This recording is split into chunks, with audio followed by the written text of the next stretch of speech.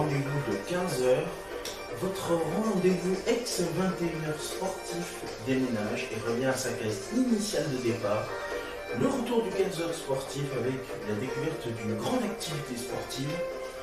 Aujourd'hui, vous allez découvrir quelle est notre première activité sportive que nous allons découvrir dans cette émission. Soyez les bienvenus, nous sommes ensemble jusqu'à 15 h 30 et c'est parti.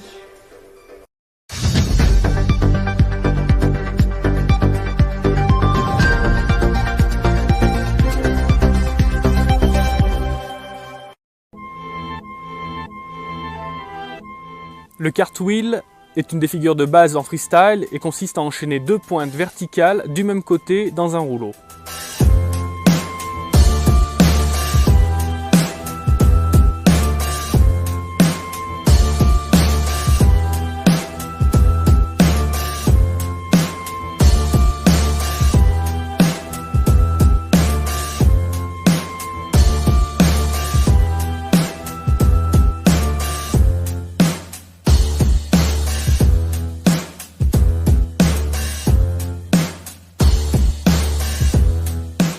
Avant d'attaquer tout de suite sur l'eau vive, on va d'abord revoir les bases du cartwheel en eau plate en s'appuyant sur le double pump qu'on a déjà étudié dans les fondamentaux.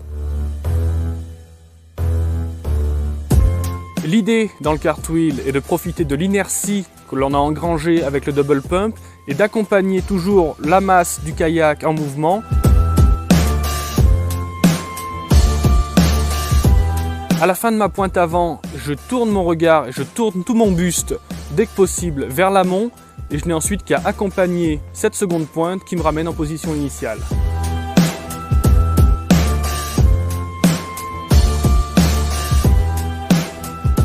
Comme pour le double pump, notre appui doit toujours être placé à la surface de l'eau, la pagaie le plus loin possible en arrière de manière à maximiser l'effet de levier. Il est important de céder du poids du corps dans la figure, sur l'avant puis sur l'arrière, mais en ne vous penchant pas trop car à ce moment-là vous serez dans l'incapacité de bouger vos épaules et de pivoter. Il est important de toujours garder un temps d'avance du buste et des épaules par rapport au kayak et de cette manière vous n'aurez qu'à entretenir la rotation sans avoir à fournir un effort important à chaque pointe.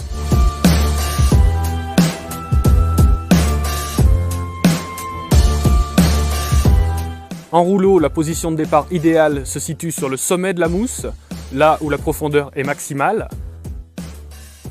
On peut ensuite déclencher notre double pump de la même manière qu'on le ferait sur eau plate, en présentant notre kayak sur la tranche face à l'eau amont.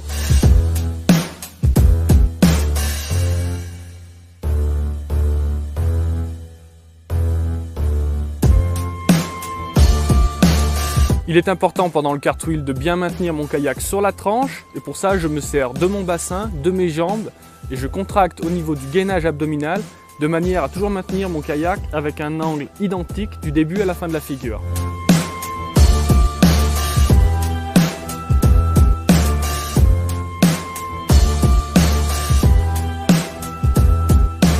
Avant de pouvoir enchaîner plusieurs pointes en cartwheel, il sera peut-être nécessaire de réajuster votre position entre chaque pointe, donc servez-vous de votre appui à la fois pour lever votre kayak à la verticale, mais également pour réajuster votre position en vous propulsant davantage vers le creux ou davantage vers l'aval selon les cas.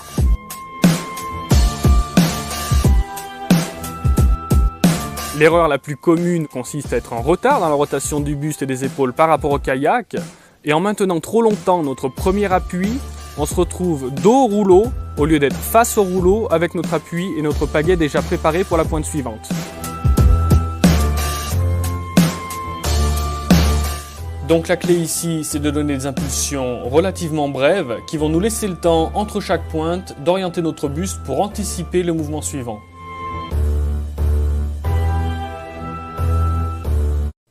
Si vous avez des problèmes de verticalité dans vos cartwheels, c'est que vous manquez probablement d'engagement au commencement de la figure. Donc essayez de positionner votre pointe avant davantage face au courant.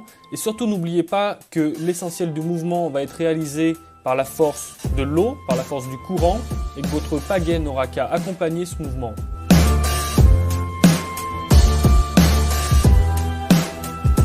Et encore une fois, faites très attention à votre regard, gardez toujours le regard fixé vers le creux du rouleau ou vers l'amont, Car si vous placez un appui en regardant vers l'aval, vous avez toutes les chances de vous faire éjecter du spot.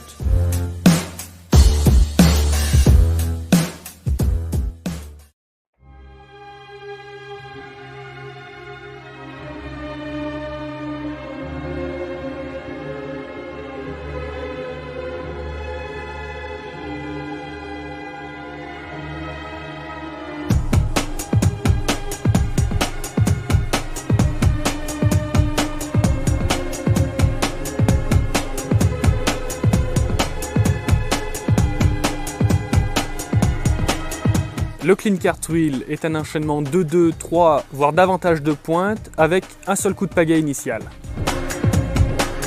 La forme la plus simple du clean cartwheel consiste à effectuer une pointe avant et d'effectuer la seconde pointe, donc la pointe arrière, en se basant sur l'élan engrangé lors de la pointe avant.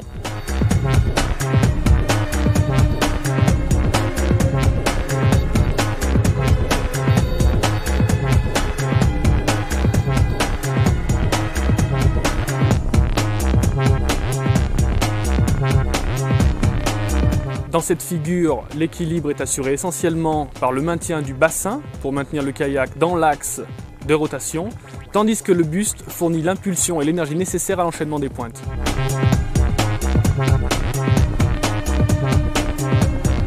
Plus encore que dans le simple cartwheel, le clean cartwheel va nécessiter une très grande anticipation au niveau de la rotation des épaules et des mouvements d'autant plus importants du buste pour compenser l'absence de pagaie.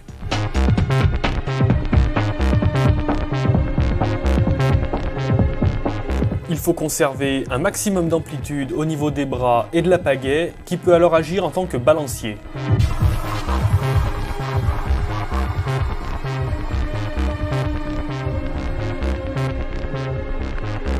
Étant donné que dans le clean cartwheel, vous n'avez pas d'appui avec la pagaie, il va falloir maintenir votre kayak un petit peu en deçà de la verticale de manière à ce qu'il ne bascule pas sur vous.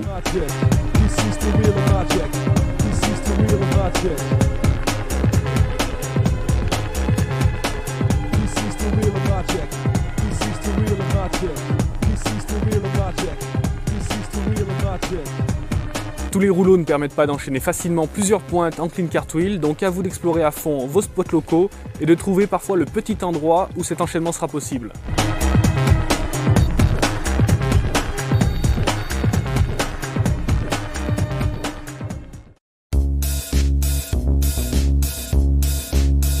Le split wheel est une variation du cartwheel. Il consiste à enchaîner deux pointes avec un changement de direction entre les deux.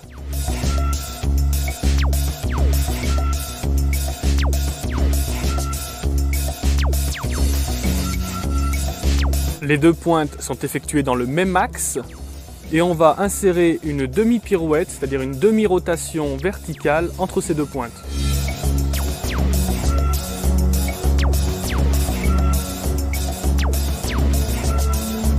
Le mouvement de pagaie est un peu plus complexe que dans le cartwheel car en plus de me servir à lever mon kayak, mon appui va également me servir à effectuer cette demi-rotation et à la bloquer avant de déclencher ma pointe arrière.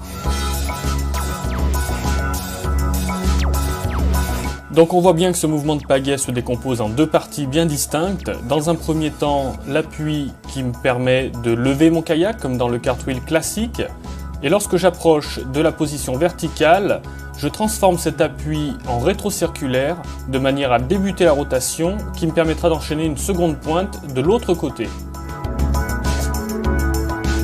Une autre différence notable avec le cartwheel, c'est qu'il va falloir se redresser à l'issue de la première pointe, ce qui aura pour effet de faciliter la rotation et également l'enchaînement de la seconde pointe.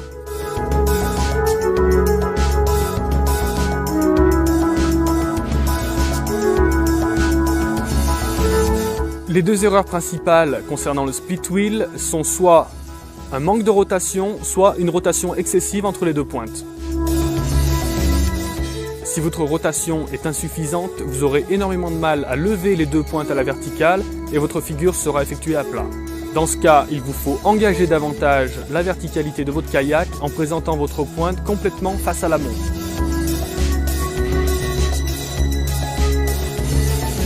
Si au contraire, vous avez trop de rotation entre vos deux pointes, vous terminerez par un soleil arrière.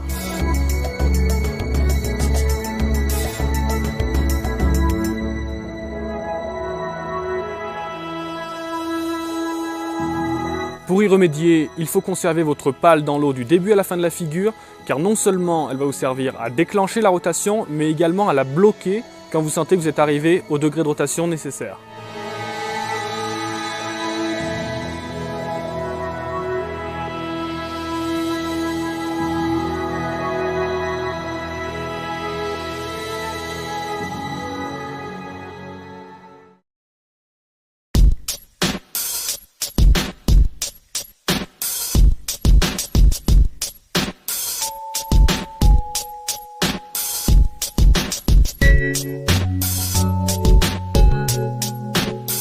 Le blunt est une figure de vague dynamique qui consiste à effectuer un changement de direction à une des extrémités de la vague tout en élevant une des pointes.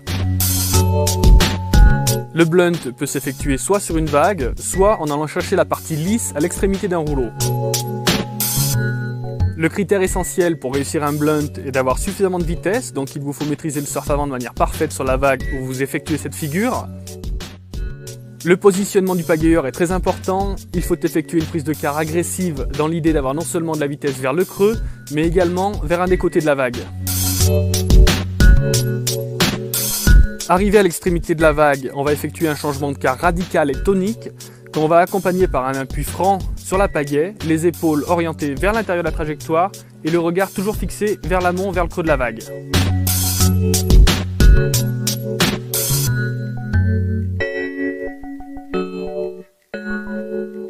Dans un premier temps, on peut effectuer cette figure à plat pour ressentir la dynamique de la vitesse engrangée par le surf.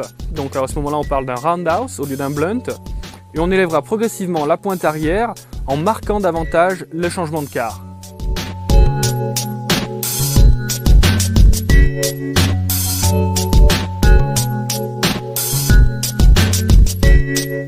On peut également s'aider avec le buste dans un mouvement qui part de l'arrière pour terminer sur l'avant au moment où l'on place l'appui avec la pagaie.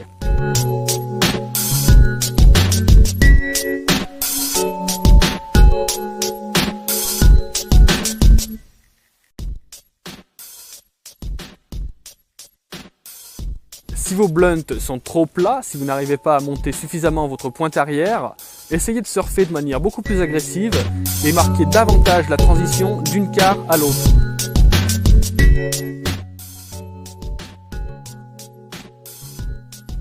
L'autre problème qui peut se poser, c'est que vous déclenchez la figure, mais vous n'arrivez pas à passer cette pointe avant et vous êtes rejeté vers l'aval. Il y a plusieurs explications à ce problème. La première, c'est que vous êtes mal placé dans le spot. Vous êtes trop face à l'amont, ce qui a pour effet de vous rejeter vers l'aval et donc hors de la vague. Pour ça, essayez de surfer avec le maximum de vitesse et allez-vous vraiment chercher une des extrémités de la vague ou du rouleau.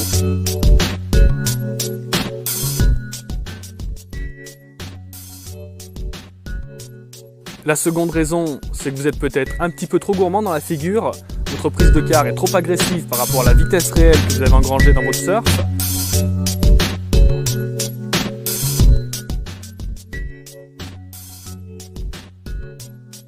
Donc pour ça, calmez un petit peu le jeu, maintenez d'abord dans un premier temps votre figure à 45 degrés pour monter progressivement jusqu'à trouver la limite. Enfin, le défaut que l'on constate assez souvent, c'est que les gens ont tendance à se relever dans le kayak au moment de fournir l'appui, ce qui a pour effet de les éjecter vers l'aval. Donc pensez bien à cette transition de poids de l'arrière et au moment où je fournis mon appui, je bascule mon poids sur l'avant pour accompagner la dynamique du blunt.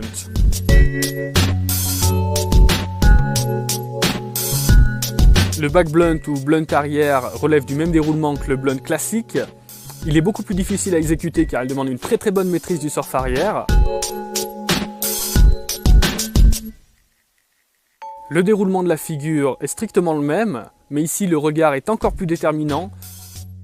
Je vais placer mon regard toujours vers l'amont, vers le creux de la vague, par-dessus mon épaule, tourner mon buste en ayant toujours à l'idée de garder le maximum d'amplitude, donc je viens placer mon appui le plus loin possible vers ma pointe avant de déclencher la rotation. Les erreurs qu'on retrouve dans le back blunt sont identiques à celles du blunt, même cause, mêmes effets.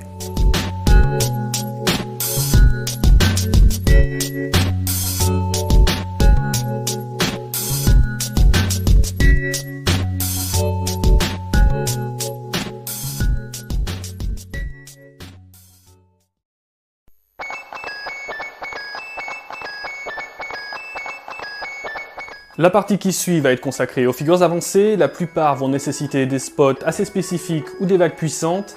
Assurez-vous de bien maîtriser tout ce qu'on a vu jusqu'ici avant de vous attaquer à ces mouvements.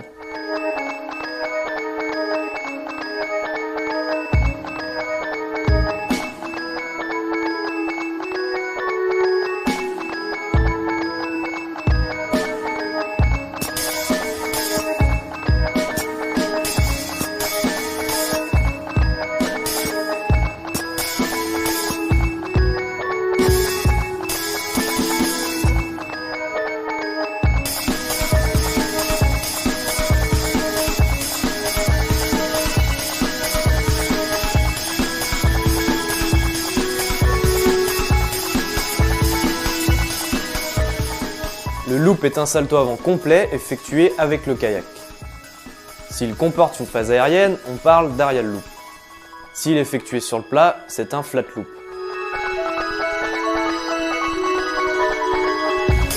Concernant le placement, il est variable selon les spots, mais d'une manière générale. On part du haut du rouleau, on se dirige vers le creux, en faisant attention à ne pas trop prendre de vitesse et à rester bien dans l'axe du courant.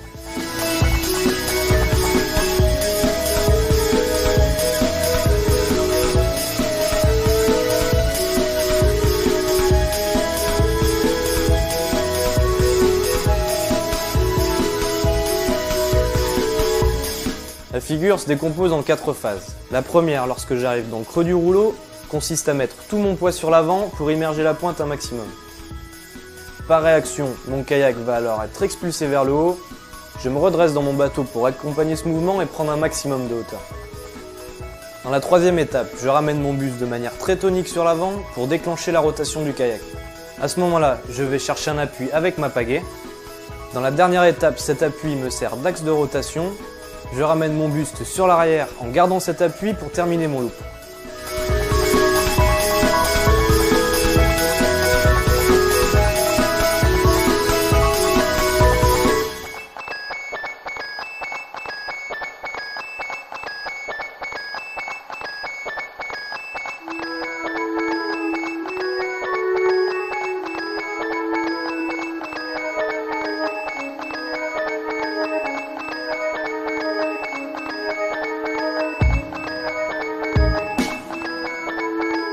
La technique est donc assez simple.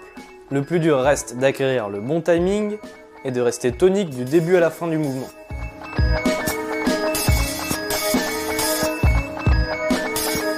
Si vous êtes assez tonique, vous pouvez effectuer tout le mouvement sans l'aide de la pagaie, on parle alors de clean loop.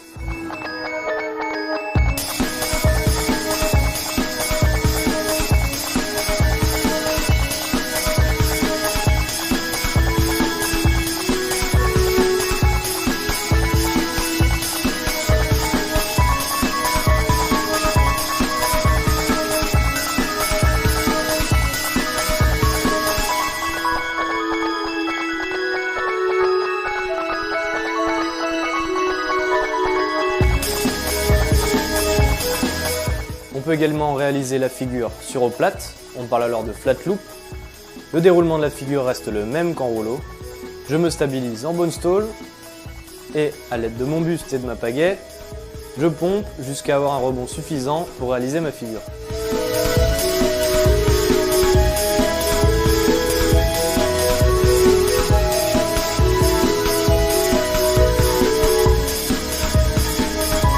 L'appui peut s'effectuer soit avec une seule pale, soit avec l'ensemble de la pagaie, qu'on vient alors placer au-dessus de la tête avec un maximum d'amplitude.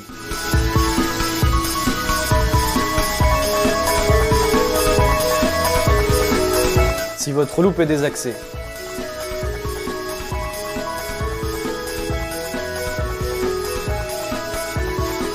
soignez votre approche en vous présentant bien face au courant. Et lorsque vous enfournez, tenez votre kayak bien à plat en vous servant de votre bassin et de vos genoux.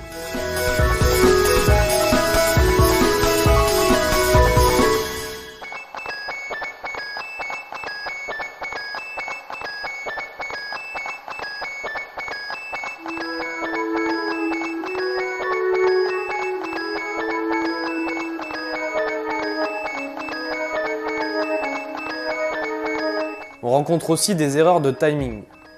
Si vous êtes trop en avance, que vous déclenchez la rotation trop tôt, votre loop ne décollera pas.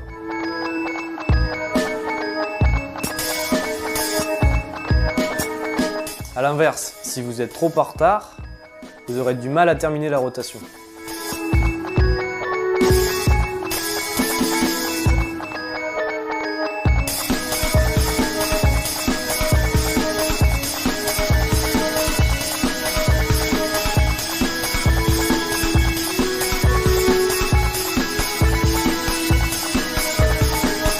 Encore une fois, la technique est assez simple et seule la pratique vous permettra d'acquérir un bon timing.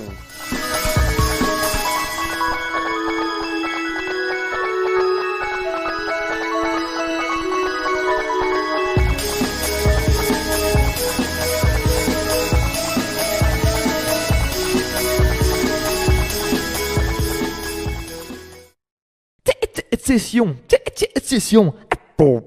Une des variantes du loop se nomme le Space Godzilla, dans lequel on vient terminer la figure avec une pointe arrière très dynamique.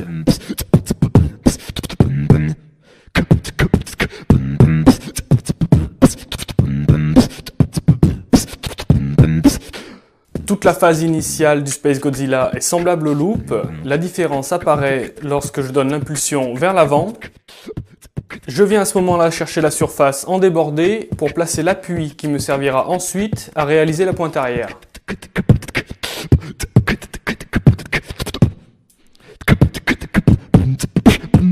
Lors de cette action, je me sers également de mon bassin pour faire effectuer un quart de tour à mon kayak et ainsi le placer sur la tranche.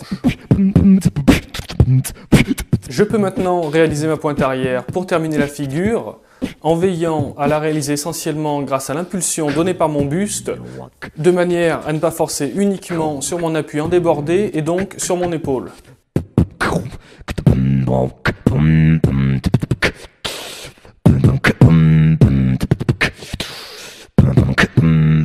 Lors de cette dernière étape, je garde le buste plutôt sur l'avant, de manière à conserver le corps et les épaules au-dessus de la surface de l'eau. Cela me permet de rester davantage en contrôle lors de la pointe arrière et de retrouver plus facilement mon équilibre, et réduit également le risque de me faire éjecter vers l'aval.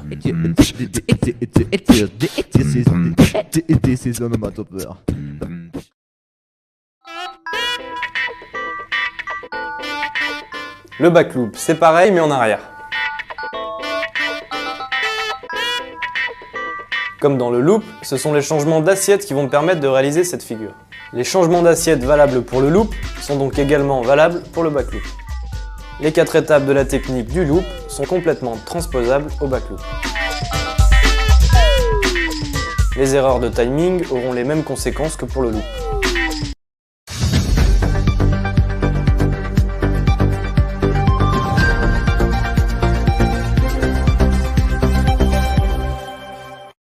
Mes petits poussins, mes petits poulets, vous pouvez voir s'afficher sur votre écran les réseaux sociaux, mais aussi le compte YouTube d'AdoKids TV. Commentez, likez sur Facebook et Instagram et abonnez-vous à la chaîne YouTube d'AdoKids TV. Et c'est la fin de ce 15 heures sportif. Merci à vous de votre fidélité de nous avoir suivis. Tout de suite, la suite de vos programmes avec le 15-30 Big Game pour une nouvelle aventure à la découverte du plus beau paysage, patrimoine, richesse, villes et villages en France métropolitaine, mais aussi et surtout en Europe. Restez avec nous, très bel après-midi sur AdoKids TV, ensoleillé. Merci, salut.